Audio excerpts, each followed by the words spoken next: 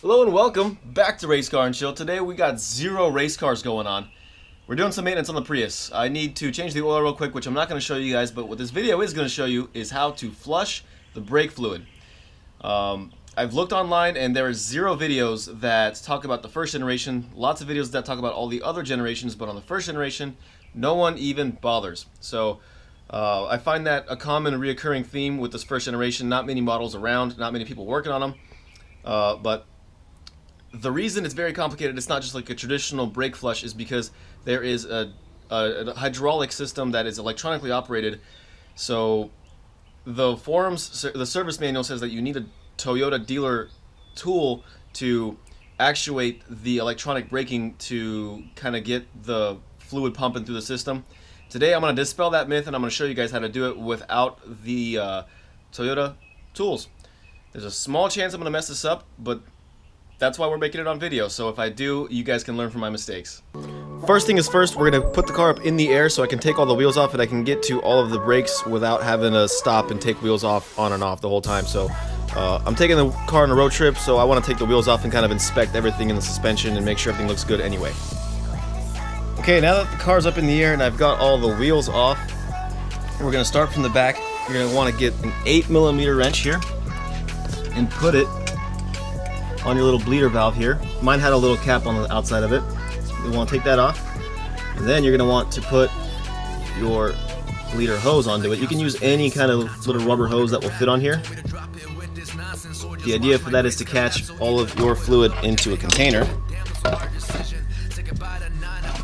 the container I'll be using.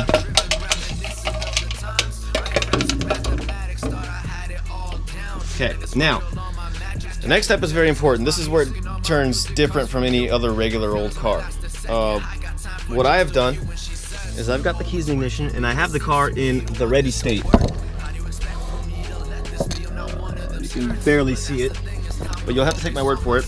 Car's in the ready state, meaning the engine has already warmed up and it's shut off. You can hear the coolant cycling through the inverter, and I've opened up my brake fluid reservoir, and I couldn't suck any of the old fluid out, but what I did do is I just topped it off with a bunch of new fluid. And you can see it's very overfilled. This is the max line.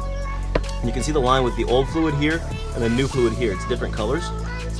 So what we're gonna do is pump out all of the old fluid through the system until it sucks up new fluid. Now this is where you gotta pay a lot of attention, because if it sucks up air, you need to make sure this is always topped off with brake fluid. If it sucks up air, then you're gonna have to go to Toyota, and it's probably not gonna be cheap. So there's gonna be 2 things that can happen. Either, as soon as I open up this bleeder, the system will automatically pressurize the brake line again. It'll just keep pumping all that fluid through. Or I'm gonna have to go in and press the brake pedal to make it pressurized. So let's see what happens when I crack this open. Looks like nothing. I don't see any brake fluid coming through. So I'm gonna go press the brake pedal and then see if that helps. I'll leave you guys here on a tripod actually.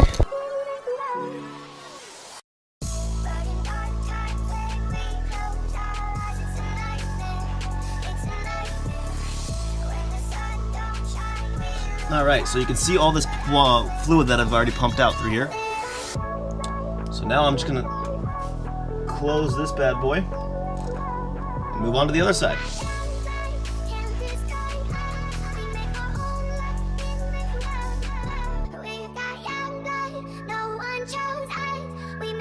Now remember, if you get any of this brake fluid anywhere, it's very important you guys wipe it up real quick, because it's very corrosive to paint.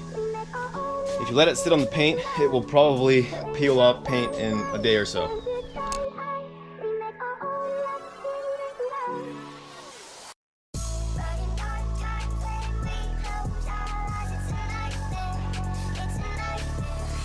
Okay, I got the car back on the ground, and last thing but not least, you need to make sure that your brake fluid is above the max or above the minimum line.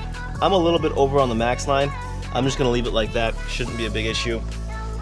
But you definitely wanna make sure you have enough brake fluid, and you wanna take that reading when the car's back on the ground, because when you jack it up, it could be not sitting flat. So it's as easy as that. Save myself a trip to the dealer. and our method worked. So I hope this video helped you guys out. If it did, make sure you leave a like and drop a comment at the bottom. Of the times, writing raps and mathematics, thought I had it all down.